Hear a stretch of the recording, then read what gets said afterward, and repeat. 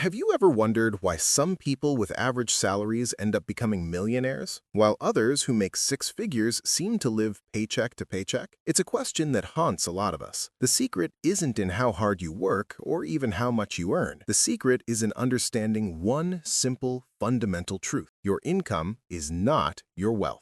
Wealth is the money that works for you while you are sleeping. If you think the stock market is just a casino for the rich or that you need thousands of dollars just to get started, you are falling for a myth that is keeping you broke. Today, we are going to tear down that myth. We are going to build a roadmap from zero to financial freedom, and we are going to do it in a way that is simple, actionable, and actually makes sense. Welcome back to the channel. Before we dive into the numbers, I want to be clear about where this wisdom is coming from. The insights we're going to cover today are distilled directly from an incredible episode of the podcast, Back to the Basics, a starter guide for new investors. This episode features Andrew Sather and David Ahern, two absolute heavyweights in the financial education space who host the Investing for Beginners podcast. Andrew and Dave have a knack for taking complex financial jargon and translating it into plain English. I've gone through their discussion, fact-checked the data against today's market conditions, and organized it into this masterclass for you.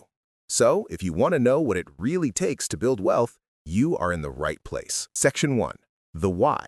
Locking down your motivation. Before you download an app or transfer a single dollar, we need to talk about your mindset. In the podcast, Andrew brings up a fascinating comparison. He talks about a show called What Was That Like?, where people share intense stories, like being buried in an avalanche or surviving a skydiving accident. Why bring that up? Because investing feels like that at first. It's a rush. You get this weird, foreign feeling of excitement mixed with terror. But here's the catch. Excitement fades. Eventually, that excitement will wear off, and if you don't have a good reason why, you'll just jump to the next path. You need to lock down your why. Are you investing to buy a house? To retire early? To ensure your kids don't have to struggle? If you don't have a concrete why, the moment the market dips, and it will dip, you're going to panic and sell. You need a reason that is stronger than your fear. Nailing down your why helps you dig through the confusing concepts and stick to the plan when things get boring or difficult. Section 2.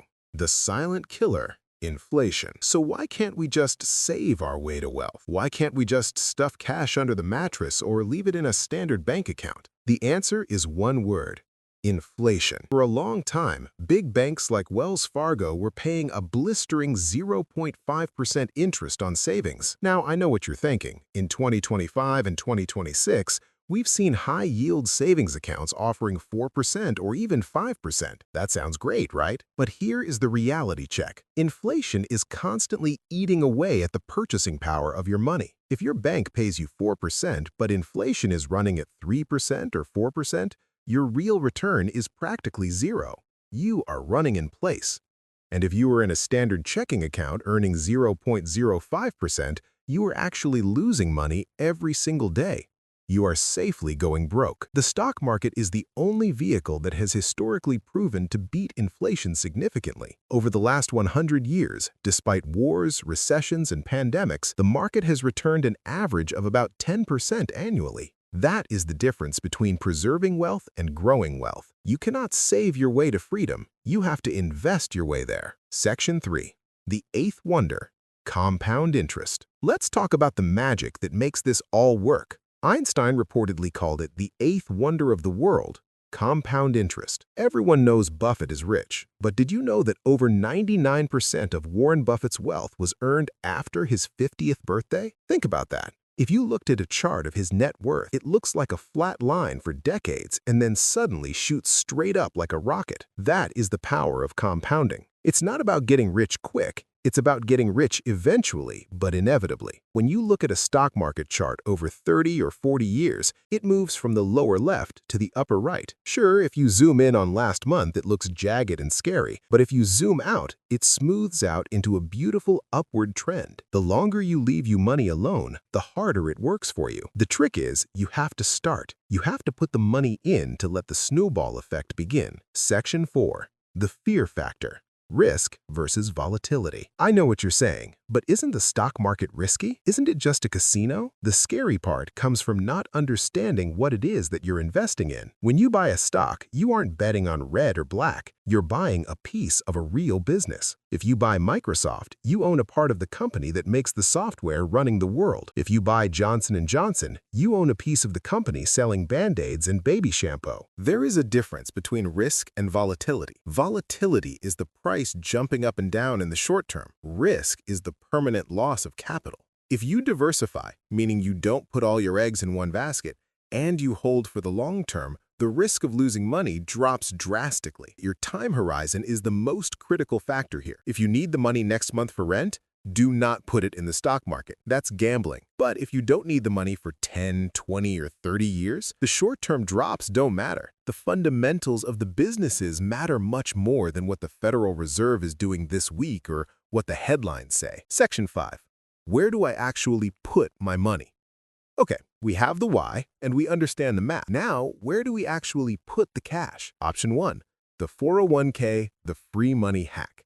If your employer offers a 401k with a match and you aren't using it, stop this video right now and go sign up. Dave calls this free money. If your boss matches 3% of your salary, that is an instant 100% return on your investment. You will never find a better deal than that anywhere in the financial world. It comes directly out of your paycheck, so you don't even see it, which forces you to save automatically. Option 2. ETFs and index funds, the lazy millionaire strategy. Instead of trying to pick the next Apple or Amazon, which is really hard to do, you can just buy the whole basket. An index fund or ETF like SPY tracks the S&P 500. When you buy one share of this, you are instantly buying a tiny slice of the 500 biggest companies in America. If one company goes bankrupt, you have 499 others to back you up. It's the ultimate set it and forget it strategy. For the majority of people, this is the best way to go. You don't need to be a genius. You just need to buy the market and hold it. Option 3, individual stocks.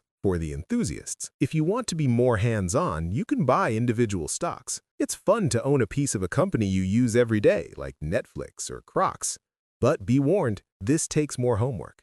You need to read financial reports and understand the business. If you are just starting, maybe keep this to a small percentage of your portfolio until you learn the ropes. Section 6. The hole in your boat. Fees. Speaking of fees, this is a topic that is boring but critical. Imagine you are earning 8% return, but you are paying a 2% fee to a mutual fund manager or a financial advisor. That doesn't sound like much, right? Wrong. Over 30 years, that 2% fee can eat up hundreds of thousands of dollars of your potential wealth. It deflates your compounding snowball. Updated data shows that a 1% difference in fees can reduce your total nest egg by nearly 28% over a 30-year period. That is money that should be in your pocket, not a fund manager's. This is why index funds are so powerful. Their fees are usually tiny, often less than 0.1%. Always check the expense ratio before you buy anything. Keep your costs low so you can keep your profits high. Section 7. How to start today. No excuses. We are in 2026. The days of needing $5,000 to open a brokerage account are over. With modern apps, you can start with $1. There is literally no excuse left. You can skip one coffee and become an investor using apps that allow for fractional shares. This means if a share of Microsoft costs $400, you don't need $400. You can buy $5 worth of Microsoft. Conclusion: the best time to plant a tree. We've covered a lot: the mindset, the math, the vehicles, and the traps. But none of this matters if you don't take action. There's an old Chinese proverb: the best time to plant a tree was 20 years ago. The second best time is today. Open an account, put in $5, buy an S&P 500 ETF. It will feel scary for about 5 minutes, and then you will realize you've just taken the first real step toward building generational wealth. You don't need to be a genius. You don't need to be a math whiz. You just need to be consistent. As Warren Buffett says, rule number 1 is don't lose money. And the surest way to lose money is to leave it sitting in a bank account where inflation burns it up. So go plant your tree. Your future self will thank you. Thanks for watching, and I'll see you in the next video.